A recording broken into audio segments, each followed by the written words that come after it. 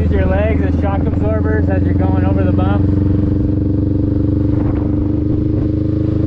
Help keep from jarring your spine and shattering your teeth quite as much as you normally would.